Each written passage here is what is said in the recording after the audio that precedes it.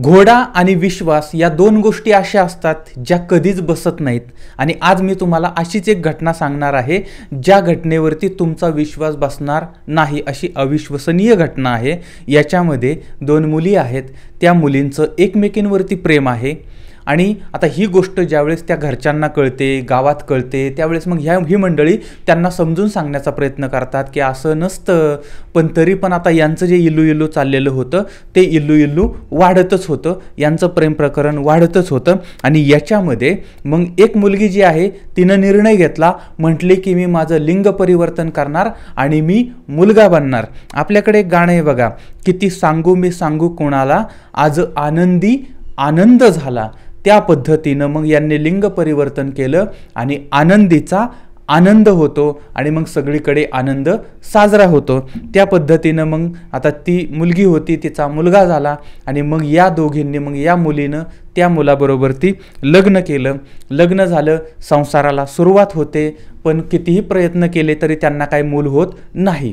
त्यानंतर मग ते टेस्ट ट्यूब बेबी वगैरेचं जे आहे त्या माध्यमातून यांना एक मुलगा होतो आणि आता अत्यंत चांगल्या पद्धतीनं यांचा संसार सुरू होतो. म्हणजे पती आहे, पत्नी आहे, मुलगा आहे, सगळं काही चाललेलं होतं. आणि एक दिवस अचानकपणे या घरावरती यांच्या दरोडा पडतो आणि या दरोड्यामध्ये पती आणि पत्नी दोघंही गंभीर जखमी होतात. आणि त्यानंतर तपासाला सुरुवात होते आणि जे घडतं, एकतर अगोदर जे घडलं त्याच्यावरही विश्वास ठेवणं शक्य नाही आणि नंतर जे घडतं त्याच्यावरही विश्वास ठेवणं शक्य नाही. पण या सगळ्या गोष्टी घडलेल्या आहेत, सत्य आहेत. आणि नंतर मग जे सत्य बाहेर येतं ते आहे नैसर्गिक हे नैसर्गिकच असतं. आपण जर ते कृत्रिम करण्याचा प्रयत्न केला तर त्याचा उपयोग होत नाही. आता अशी ही जी विचित्र घटना आहे ती ऐकण्यासाठी आपल्याला आता जायचं आहे, थोडंसं लांब जाऊ आपण, पार अगदी पंजाबला जायचं आहे. पंजाब या ठिकाणचा लुधियाना आहे आणि त्या लुधियाना आणि त्या परिसरामध्ये घडलेल्या ह्या सगळ्या घटना आहेत. आता जसबीर कौर नावाची एक तरुणी आहे, म्हणजे एक मुलगी आहे छोटी. तर ती मुलगी मोगाजवळच्या ढढिके नावाच्या गावामध्ये राहते आणि दलजीत कौर ही एक मुलगी आहे, ती त्यांच्या शेजारच्या गावामध्ये राहते आणि दोघीही एकाच शाळेमध्ये शिकायला जात आहेत. दोघीही चांगल्या मैत्रिणी आहेत, जिवलग मैत्रिणी आहेत आणि त्यांचा अत्यंत चांगला मैत्राना आहे. म्हणजे दोस्ताना आणि मैत्रिणा असं काहीतरी म्हणू आपण. तर त्या दोघी सगळे एकत्र हळूहळू त्यांच्यामध्ये मग ते एकमेकींबद्दलचं आकर्षण आणि प्रेम निर्माण होतं. आता ही सगळी गोष्ट गावात घरी कळते आणि मग अगदी लोकांच्या सुनामी येतो की अरे असं कसं काय होऊ शकतं, दोन मुली त्यांचं एकमेकांवरती प्रेम कसं काय असू शकतं आणि ते पण असं पती पत्नीसारखं प्रेम, असं सगळं झालं. यांनी समजावून सांगण्याचा प्रयत्न केला पण आता ह्यांचं इल्लू इल्लू जे होतं ते चाललेलं, त्या इल्लू इल्लूमध्ये कुठेही खंड पडलेला नव्हता. पण या सगळ्यांमध्ये त्यांनी त्यांचं शिक्षण पूर्ण केलं आणि आता ही जी जसबीर आहे ती मोगा या ठिकाणचं ITI आहे त्या ठिकाणी नोकरीला लागलेली आहे. आणि दलजीत आहे ती सुद्धा ITI कॉलेजमध्ये शिक्षिका म्हणून काम करते आहे. दोघींकडेही काम होतं, दोघींकडेही पैसा होता आणि दोघींकडेही एकमेकांवरती त्यांचं प्रेम होतं. आणि त्यामुळे मग या जसबीरनं ठरवलं, म्हटली की मी आता माझं लिंग परिवर्तन करणार आणि मी मुलगा बनणार आणि नंतर मग आपण लग्न करूया, असा यांनी प्लॅन केला. आणि त्या प्लॅनप्रमाणे मग या जसबीरनं, म्हणजे या तरुणीनं त्यांचं जे आरोग्य विभाग आहे त्या विभागाची पण म्हणजे परवानगी घेतली, त्याचबरोबर ती कामावरती सुद्धा परवानगी घेतलेली आहे. आणि मग त्यांनी ऑपरेशन केलं आणि मग आनंदीचा आनंद झाला. आणि त्यानंतर मग जसबीर कौर ही आता जसबीर सिंग झालेला आहे. आणि आता ह्यांच्या सगळ्यांमध्ये मग ह्या मुलीनं आणि हिनं, ह्या दोघांनी मिळून म्हणजे जसबीर सिंग आणि दलजीत कौर या दोघांनी मग आता लग्न केलेलं आहे. 2004 मध्ये यांचं लग्न होतं. आणि आता हे दोघंही पती पत्नी हे जगराव भागामध्ये घर घेतात आणि त्या घरामध्ये यांच्या संसाराला सुरुवात होते. दोघांची नोकरी आहे, चांगला पैसा आहे, संसाराला सुरुवात होते. 7 वर्ष यांचा संसार चालतो पण यांना किती प्रयत्न केले तरी काही मूल होत नाही. आणि मग त्यांनी भरपूर मग डॉक्टरकडे जा, हे कर ते कर, बाकीच्या सगळ्या गोष्टी बघितल्या. आणि त्यानंतर मग टेस्ट ट्यूब बेबी तंत्रज्ञानाने त्यांना 2011च्या आसपास एक मुलगा झाला. त्या मुलाचं नाव यांनी अनामत सिंग अशा पद्धतीनं ठेवलेलं आहे. आणि आता ही जी घटना मी तुम्हाला सांगणार आहे ती अनामत 8 वर्षाचा होता त्यावेळेस घडलेली होती. आता बघा, यांच्याकडे नोकरी आहे, पैसा आहे, मुलगा आहे, संसाराला जे जे काय आवश्यक आहे ते सगळं आहे, सुखी संसार आहे, आनंदी संसार आहे. पण या सगळ्या सुखावरती कुणाची तरी नजर पडते आणि सर्वच्या सर्व इथं उद्ध्वस्त होऊन जातं. तारीख आहे 3 ऑगस्ट 2019ची ती रात्र. या रात्री यांच्या घरामध्ये एक 3-4 दरोडेखोर हल्ला करतात आणि या हल्ल्यामध्ये दांडका आणि चाकू यांनी या पती पत्नींवरती वार केले जातात. याच्यामध्ये पती पत्नी दोघंही रक्तबंबाळ झालेले आहेत. घरातील 2 लाख रुपये चोरीला गेलेले आहेत, दागिने चोरीला गेलेले आहेत. आणि 8 वर्षाचा जो मुलगा होता तो घरामध्ये झोपलेला होता. तो सकाळी उठला, त्यानं बघितलं आपले आई आणि बाप दोघंही रक्ताच्या थारोळ्यात पडलेले आहेत. रडत रडत त्यानं तो दरवाजा उघडला आणि शेजारी गेला. शेजाऱ्यांना सांगितलं, शेजारी आले, नातेवाईक आले, पोलीस आले आणि त्यानंतर म्हणजे जगरावचे जे पोलीस आहेत ते आलेत. आता पोलीस घटनास्थळी आले त्यावेळेस त्यांनी बघितलं की त्या बेडवरती पती पडलेला आहे, बाजूला ती पत्नी पडलेली आहे, दोघंही बेशुद्ध पडलेले आहेत आणि रक्तबंबाळ झालेले आहेत. आता त्या पतीवरती जवळजवळ 20-25 वार करण्यात आलेले होते आणि पतीचा त्या ठिकाणी पोलिसांनी जेव्हा पाहिलं त्यावेळेस त्याचे श्वास थांबलेले होते, त्याचा मृत्यू झालेला होता. आणि पत्नी जी होती तिचे श्वास चालू होते, त्यामुळे तिला दवाखान्यामध्ये पाठवण्यात आलं. पतीची बॉडी पोस्टमॉर्टमसाठी पाठवलेली आहे. त्याबरोबर ती फॉरेन्सिकचे लोक आलेले आहेत, डॉग स्क्वॉड आलेला आहे. घटना कशी घडली, काय घडली याचा सगळा तपास आता पोलीस करतायत. आता घरामध्ये ज्यावेळेस पोलिसांनी पंचनामा घटनास्थळाचा केला त्यावेळेस त्या घरामध्ये कोणाचीही फोर्स एंट्री दिसत नव्हती किंवा कोणीतरी असं दरवाजा उचकटून आलंय, खिडकी उचकटून आलंय अशी उचकटवी झालेली दिसत नव्हती. त्याचबरोबर ती दरवाजा जो आहे तो आतून बंद होता. पोलिसांनी CCTV पाहिले, त्याच्यामध्ये काही मंडळी त्यांना स्पष्टपणे दिसत होती. म्हणजे चोरी झालेली होती, खून झालेला होता. पण तो कसा झाला होता, काय झाला होता हा सगळा प्रश्न होता. आता ज्या वेळेस दवाखान्यामध्ये पत्नी होती मग ती पत्नी शुद्धीवरती आली आणि मग तिनं सांगितलं, म्हटले की ह्या दोघांचं म्हणजे पती पत्नी मुलगा या सगळ्यांचं जेवण झालं. त्यानंतर हे झोपले. मध्यरात्री 3-4 लोक आलेली होती, त्याच्यामधले 2 लोक घराच्या बाहेर थांबले, 2 लोक घरामध्ये आले.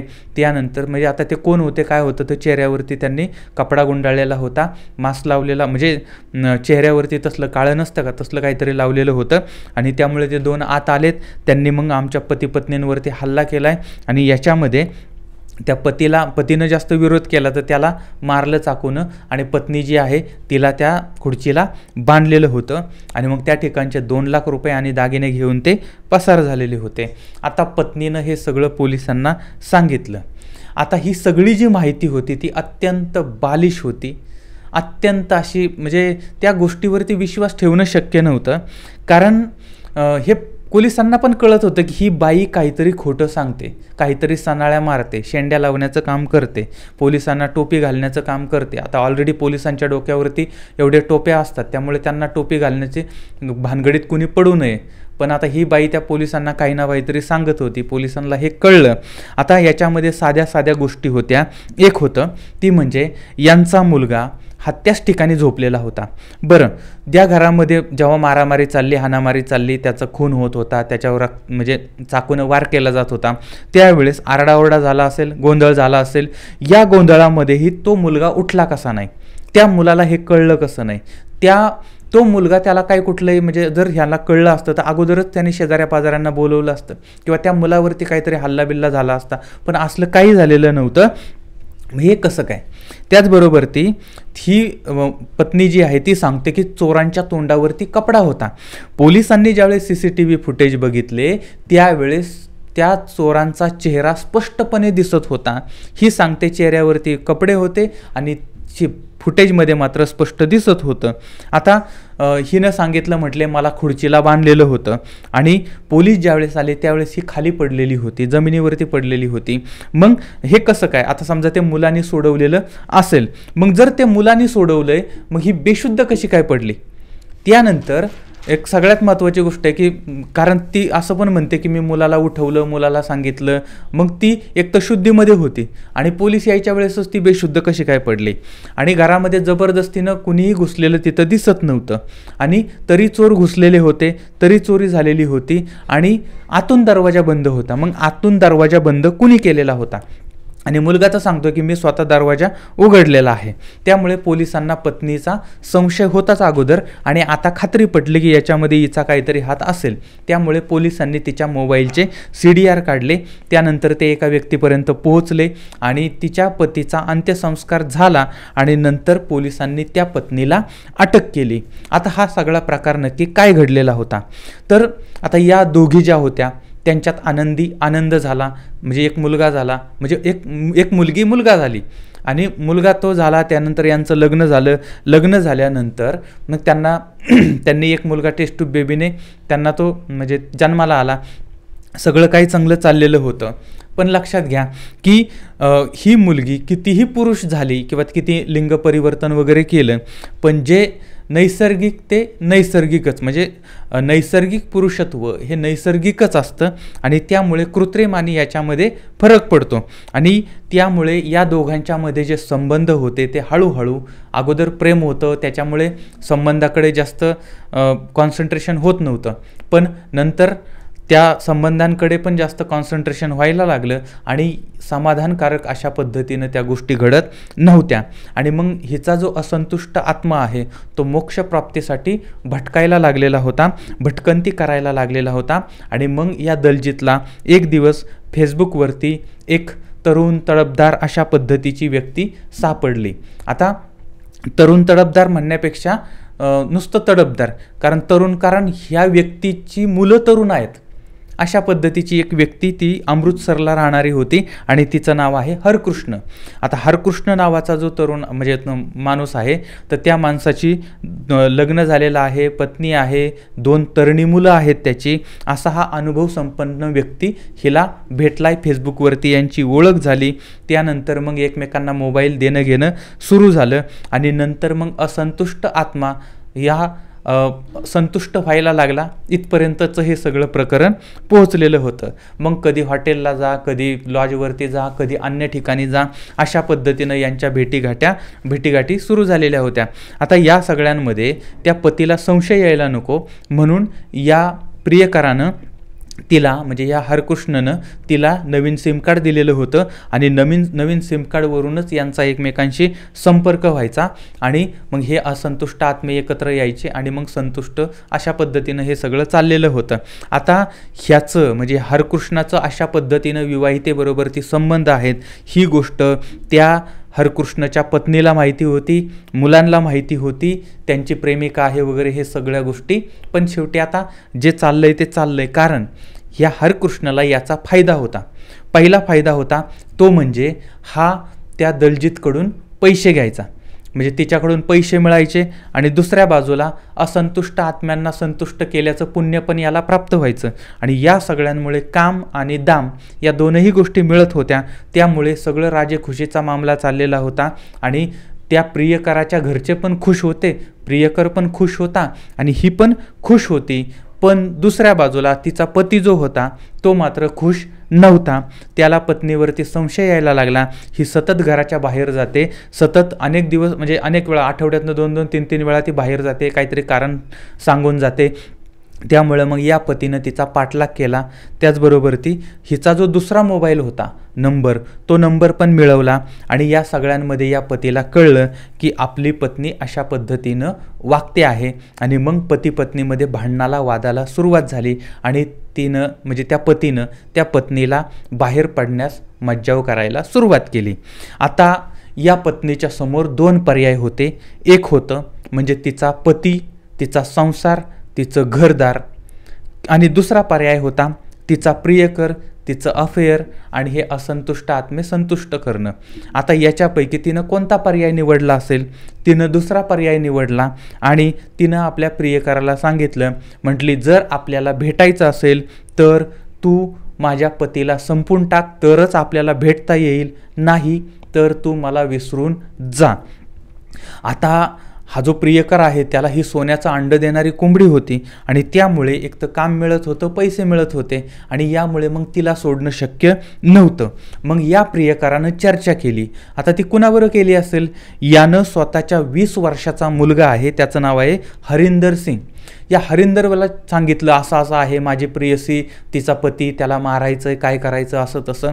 आणि मग या दोघांनी मिळून म्हणजे बापलेकांनी म्हणजे मुलानं बापाच्या प्रियसीच्या नवऱ्याला मारण्याची सुपारी घेतली. किती विचित्र गोष्ट वाटते ही, पण इथं घडलेलं आहे ते. या बापलेकांनी ठरवलं मारायचं आहे आणि त्यानंतर मग ह्याचा मित्र होता म्हणजे हरिंदर सिंग, म्हणजे हा जो मुलगा आहे त्या मुलाचा मित्र होता पलविंदर सिंग. त्या पलविंदर सिंगला पण सांगितलं, पलविंदर सिंग उर्फ पारस. मग हा पारस पण तयार झाला. आता ही 2 मुलं तयार झाली की बाबा आता याला मारायचं आहे. आता याला मारण्याच्या अगोदर आता काय पैसा खर्च होणार तर ती प्रियसी देणार होती, कारण तिच्याकडे भरपूर पैसा होता. मग यांनी काय केलं, ज्या दिवशी त्याला मारायचं आहे त्याच्या दुपारी ते त्या घरापाशी गेले. त्या घराची सगळी रेकी केली. घरामध्ये कसं घुसायचं, कुठून घुसायचं, काय करायचं, कसं करायचं, सगळं काय अगोदर ठरलं. आणि त्याच्यानंतर त्या दिवशी रात्री ही जी पत्नी आहे त्या पत्नीनं आपल्या पतीच्या जेवणामध्ये झोपेच्या गोळ्या टाकल्या आणि त्यानंतर हे झोपले आणि तो इतका गाढ झोपला की त्याला काहीच कळलेलं नाही. तो आता पूर्णपणे त्या धुंदीमध्ये होता. आणि रात्रीच्या 11 वाजता मग आता हे 2 मारेकरी त्या ठिकाणी भिंतीवरून आल्यानंतर त्या पत्नीनं त्यांना स्वागत केलं. स्वागत म्हणजे त्यांना आत आणलेलं आहे. आत आणल्यानंतर आता पती झोपलेला होता. त्या पतीवरती यांनी दनादन वार केले. त्या 20-25 वेळा वार केले आणि तो पती जो होता काही हालचाल न करता त्या ठिकाणी तो मरण पावलेला आहे, मृत्यू पावलेला आहे. त्यानंतर या पत्नीनं त्यांना कपाटाची चावी दिली. कपाट उघडा आणि त्याच्यात 2 लाख रुपये आहेत, दागिने आहेत, ते सगळे घ्या आणि इथून निघून जा आणि जाताना मला खुर्चीला बांधा म्हणजे आणि माझ्यावर थोडेसे वार करा म्हणजे थोडंफार रक्तबिक्त आलं पाहिजे. आणि अशा पद्धतीनं ही सगळी नौटंकी केली आणि त्याच्यानंतर ती माणसं निघून गेली. आता उजाडता या बायकोनं आता स्वतःला सोडवलेलंच होतं. तिनं त्या मुलाला उठवल्यानंतर मग तो रडायला लागला हे सगळं बघून. मग ती म्हटली दरवाजा उघड आणि तू शेजाऱ्याला सांग. त्या पद्धतीनं मग मुलगा दरवाजा उघडला त्याने आणि शेजाऱ्याला सांगायला गेला. आणि मग ही जी बायको आहे ती खाली अशी जमिनीवरती बेशुद्ध वगैरे कोसळलेली आहे. आणि त्यानंतर मग शेजारी पाजारी आलेत, पोलीस आलेत आणि त्यावेळेस मग हे दोघंही बेशुद्ध पडलेले, रक्ताच्या थारोळ्यात पडलेले. आणि त्यानंतर मग एकाला दवाखान्यात नेले आणि दुसऱ्याला पोस्टमॉर्टमला पाठवलेलं आहे. आता यानंतर मग पुढचा जो तपास झाला, या तपासामध्ये त्या पत्नीला अटक करण्यात आलेली आहे आणि एक हत्यारा जो आहे तो सापडलेला होता. पण हे जे पिता-पुत्र होते ते मात्र त्या ठिकाणावरून त्यावेळेस फरार झालेले होते. आता या घटनेला आता अनेक दिवस झालेले, त्यामुळे ते कदाचित आता हे मारेकरीसुद्धा सापडले असतील. त्याच्या जर काही अपडेट तुम्हाला माहीत असतील तर त्यासुद्धा मला जरूर सांगा. आता या सगळ्यांमध्ये हिच्यासाठी एक मुलगा बनते, त्यानंतर तिच्यावरती एवढं प्रेम करते आणि असं असतानाही ही व्यक्ती त्या व्यक्तीला संपवून टाकते. याच्यामध्येच जो निष्पाप मुलगा होता तो मुलगा मात्र अनाथ झालेला आहे. त्याचा याच्यामध्ये काहीच दोष नव्हता. आणि जो प्रियकर आणि त्या प्रियकराचा मुलगा हे दोघंही याच्यात खुनी झालेली आहेत आणि त्यांचासुद्धा संसार उद्ध्वस्त झालेला आहे. आता हे सगळं झालं कशामुळे झालं? आत्मशांतीसाठी. बरं, आता ही आत्मशांती मिळाली का? ती मिळणार आहे का? उलट आता हे जे आत्मे आहेत ना, ते आत्मे असे भटकत तुरुंगामध्ये राहणार आहेत. आणि म्हणून लक्षात ठेवा, अशी आत्मशांती जी आहे ती अशी बाहेर कुठेतरी शोधण्यापेक्षा ती जर घरामध्ये शोधली तर सगळे सुखी राहू शकतात. पण लक्षात कोण घेतो?